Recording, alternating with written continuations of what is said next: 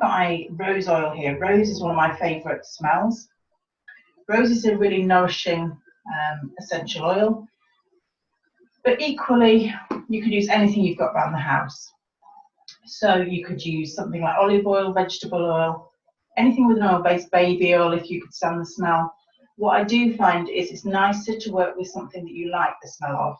So if you don't want to smell like a chip pan, you might not use vegetable oil, but if that's all you've got, you just want something with a lubricant in it. And things like moisturisers haven't got that lubrication, they soak into the skin a bit too much. For these purposes though, we're just going to be using the exposed area around the neck, up through into the back of the neck here. So you just need something that's slightly slippery, I would say. The key is in the name, I guess, with oil. So before we do our breathing practice, we'll just place a little bit of oil onto the fingertips, rubbing them together and just placing that around the neck. What we want to do is get into that occipital ridge. Now the occipital ridge is where the muscles of the neck meet the skull. So they come from the back of the ear all the way around, right up into the hairline. So in some people's hairline it's really quite high. So I need a little bit more there. I'm going to put it on my palm surface. Getting that oil right into here. So you can use opposite hands, especially into the front of the neck. Don't be worried about moving quite with a lot of pressure here into that side of the neck. As long as you're avoiding the windpipe is the important instruction here.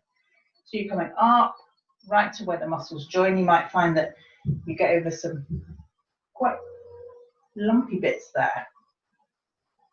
Now these can just be adhesions in the muscle, but they do get really sore on people. And come up all the way out to where your upper traps are, the muscles at the top of your shoulders. You want to come till you meet the bony prominence here. So just using the fingertips here with the opposite hand, and then even having a slight elongation in the neck. So the front of the neck, where the whiplash muscles are here, can get really, really tight. Quite often we can sleep in a strange position. Because if we were conscious in the day, we wouldn't put ourselves in such a difficult position, but in our sleep we really can. So sometimes people will wake up with neck aches and creaks, so it's quite a nice thing to do in the morning. I'm just using that elbow to move that hand further around if I don't feel like I've got that flexibility. Now the difficult thing here is putting a lot of pressure through your own body. It's much easier for someone else to do it for you. But then obviously you then haven't got the control of how much that pressure is. 6 and 2 3s really. So really squeezing into that upper traps here, coming up into the neck, back of the ear. That's where the jaw attaches. So if you clench your teeth, grind your teeth in the night, someone tells you you do, you might get quite tight here, and coming right back, working into the occipitals. You can then turn to use the thumbs, hands around the back of the head. Just using little circular movements there.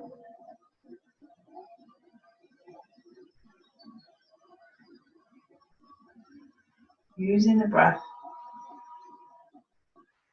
to get right into here. Really is an area we don't work on very much. And if we're at a computer a lot, if you were texting, the chin tends to jut forward and we're looking down, and it's hanging the weight of the head on that structure. So the head weighs about 10% of our own body weight.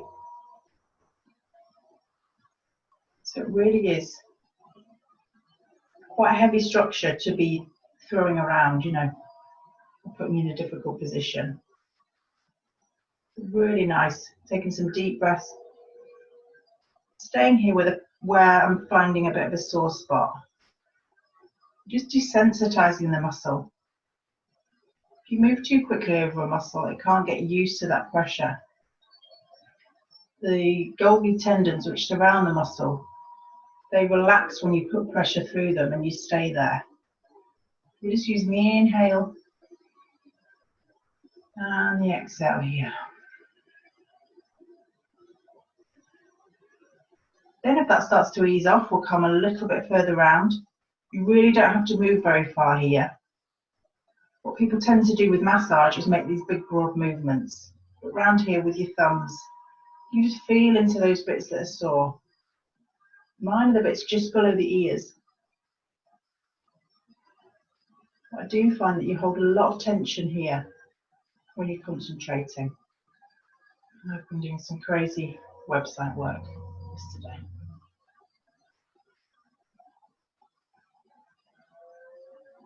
That all starts to come up into the neck and the shoulders. If you feel like your shoulders are coming up near your ears, that's when you need this elongation in the neck.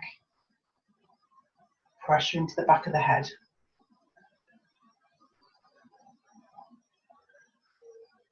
Lovely.